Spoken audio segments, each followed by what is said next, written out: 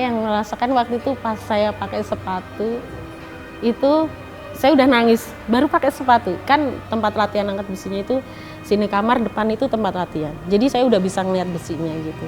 Besi barbel saya bisa ngeliat. Pakai sepatu saya udah nangis. Saya bilang, saya cinta angkat besi, tapi saya ngeliat besi itu rasanya saya pengen nangis, saya nangis, tapi saya kepengen kayak bahagia juga gitu. Waduh, ini jangan-jangan besok gila ini.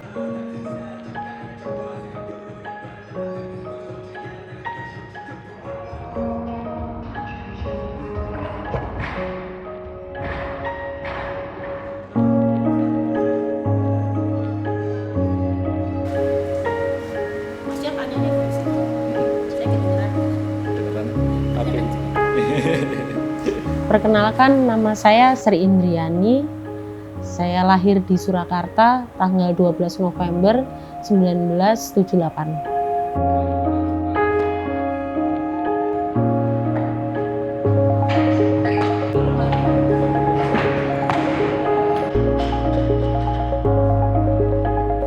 Awal saya diperkenalkan di angkat besi itu saya mulai latihan misalnya tahun 89 itu dari bapak. Sama bapak waktu itu diajakin ke tempat latihan angkat besi yang kebetulan deket sama rumah. Sudah itu mulai latihan sampai tahun 90 baru ikut kejuaraan. Waktu itu kejuaraan wilayah di Surabaya dapat nomor 3. Terus tahun 91 masih ikut kejurnas di Bandung walaupun waktu itu nomor 10. Terus tahun 92 dipanggil ke Platnas.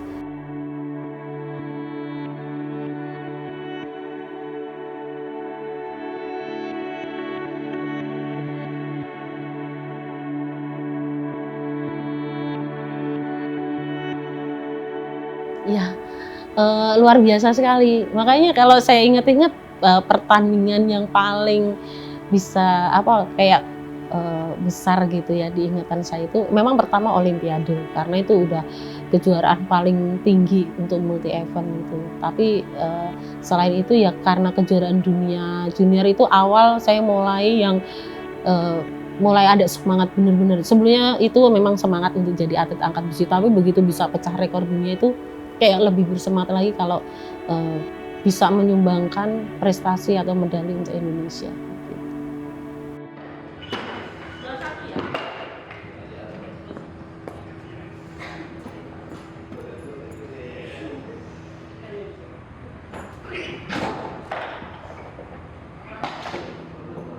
Tahun 99, nah itu udah mulai denger yang sebelumnya angkat besi untuk Olimpik itu yang dipertandingkan khusus untuk laki-laki aja. Jadi perempuan belum ada. Waktu itu udah dengar kalau mau ada eksebisi untuk pertandingan untuk perempuan di Olimpik. Tapi ternyata kita dikasih tahu kalau itu bukan eksebisi tapi langsung dipertandingkan Olimpik. Jadi Olimpiade Sydney itu awal ada angkat besi untuk perempuan dipertandingkan. Jadi tahun 99 itu pra olimpiadenya, itu kejuaraan dunia di Yunani. Waktu itu dapat 1 emas 1 perak. Nah, terus karena totalnya perak, ibaratnya nomor 2. Jadi itu udah penyemangat karena sudah dapat kuota untuk masuk ke Olimpik.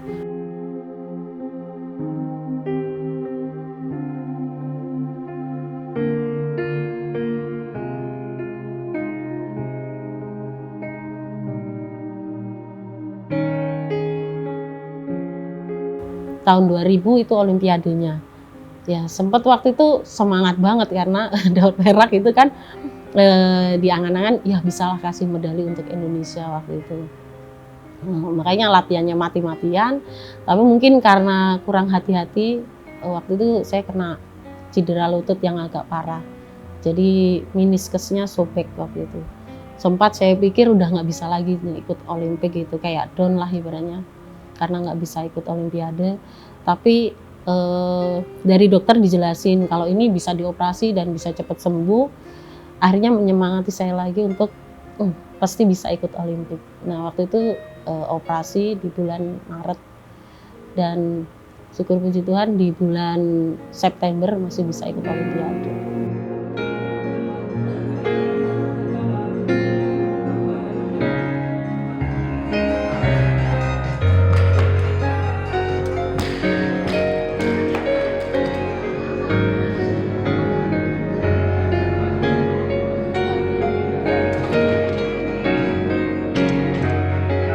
Sebetulnya di Olimpik itu saya nomor 4. Jadi yang nomor 1 itu dari Bulgaria ya. Terus nomor 2 dari Amerika Serikat, nomor 3 itu Lisa Rumbewas dari Indonesia, dan saya nomor 4. Sempet kayak merasa nggak berhasil gitu kan, karena nomor 4 selama ini sudah berusaha semampunya, selama ini segala rintangan itu kayak udah saya hadapi gitu, tapi pas Olimpik saya tetap gagal gitu. Cuman setelah 3 hari setelah itu dapat pengumuman, diumumin kalau atlet yang dapat emas itu kena doping. Jadi akhirnya medali dicabut, diserahkan ke atlet nomor 2 itu dari Amerika, yang nomor 2 itu diserahkan ke Lisa. Nah, yang nomor 3 dari Lisa itu diserahkan ke saya. Jadi akhirnya saya dapat perunggu di situ.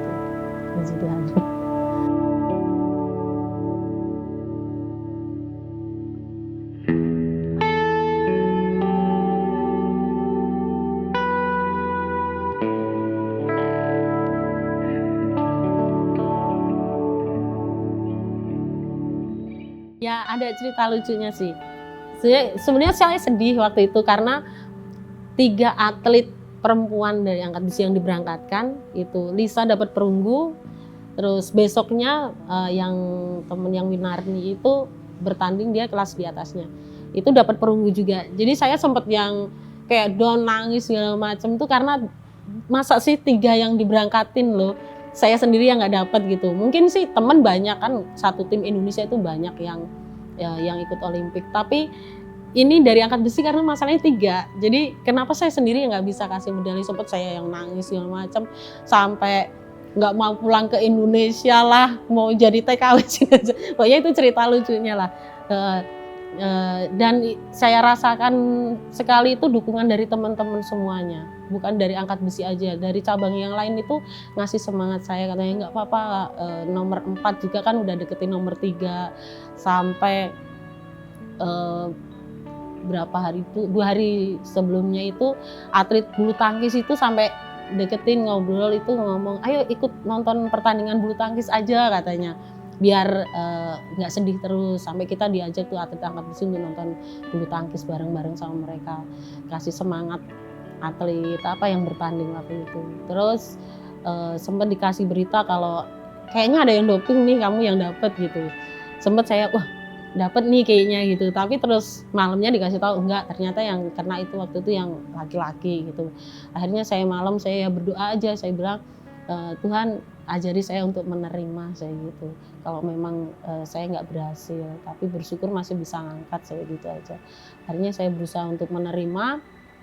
Begitu besok paginya itu diajakin sama temen yang Mbak Winarni itu kan, yuk kita ke tempat fitness aja. Udah hilangin tuh, nggak usah sedih lagi, nggak usah nangis lagi, karena saya masih nangis terus itu setiap, apalagi kalau malam itu kayak saya ya ampun, saya nggak bisa kasih medali nih gitu. Terus diajakin ke tempat fitness biar bisa ngilangin rasa sedih gitu ya.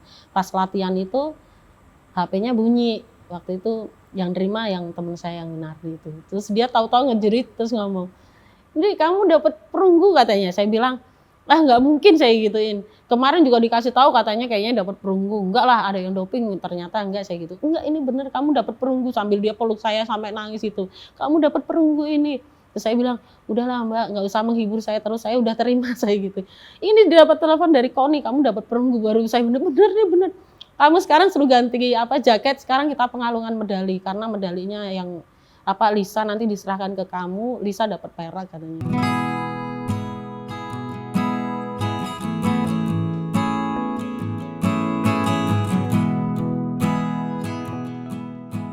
Sebetulnya kalau menurut saya yang jadi atlet, kita itu pengennya kasih prestasi terus untuk Indonesia. Kita itu ada kayak, besok ada kejuaraan apa, nah target kita untuk kejuaraan selanjutnya. Sebetulnya sih seperti itu.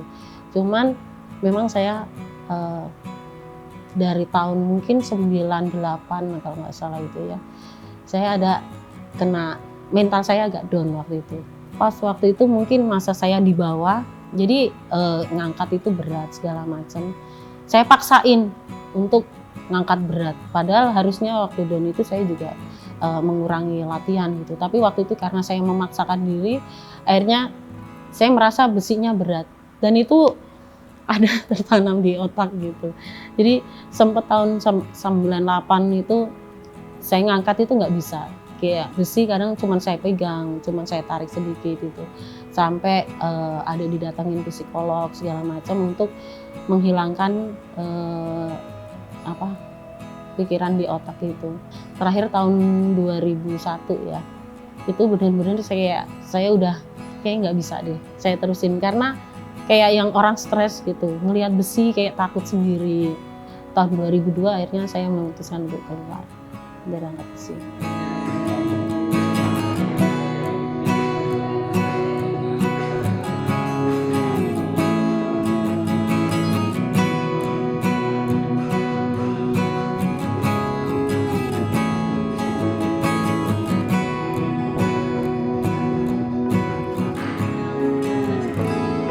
Waktu itu kebetulan tahun 96 pas pecah rekor dunia junior itu dari ketua umumnya kan Pak Susilo Sudarman almarhum ya.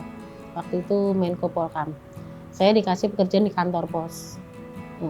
Tapi statusnya waktu itu kan kayak dispensasi. Jadi tetap bikin surat dispensasi kalau mau ada kejuaraan ini. Jadi nggak bisa masuk kantor pos. Tapi kita latihan gitu. Itu dari tahun 96 sampai tahun 2002 waktu itu akhirnya saya memutuskan keluar. Saya pikir ya sudah saya bekerja aja gitu. Cuman di hati itu kayak masih ada apa ya Mas ya, seenggaknya kalau saya nggak bisa berbuat sesuatu nggak bisa ngasih prestasi untuk Indonesia sewaktu saya jadi atlet, saya masih bisa memberikan ilmu saya. Karena kalau kita jadi atlet angkat besi, seenggaknya kita tahu ilmu angkat besi, gimana tekniknya, cara ngangkatnya. Makanya saya bilang sama suami, saya pengen loh jadi pelatih. Seenggaknya saya bisa ngelatih, kalau umumnya bisa kasih prestasi lewat atlet yang saya latih, saya bilang kayak gitu. Akhirnya waktu itu saya ya memutuskan untuk pindah pulang lagi ke Jawa, terus mutasi kantor pos, saya pindah ke Jepara. Saya pilih waktu itu di Jepara karena kan belum ada angkat besinya kan. Ya udah saya pikir saya pengen latih di Jepara aja. Nanti saya buka latihan di sana gitu. Tapi ternyata di Jepara waktu itu karena jam kantornya sangat-sangat padat. Berangkat pagi pulang malam, akhirnya selama 9 tahun saya di situ Mas. Saya nggak bisa buka angkat besi. Ternyata setelah 9 tahun saya dihubungin sama PB Papsi kalau saya ditarik untuk jadi pelatih di Platnas. Itu luar biasa sekali, sampai saya bilang Tuhan, padahal saya cuma mintanya itu jadi pelatih di daerah, melatih anak-anak yang baru segala macam. Ternyata Tuhan kasihnya saya langsung untuk jadi pelatih atlet Platnas. Saya bersyukur, saya akan berusaha sebaik-baiknya untuk bisa jadi pelatih atlet Platnas sampai sekarang.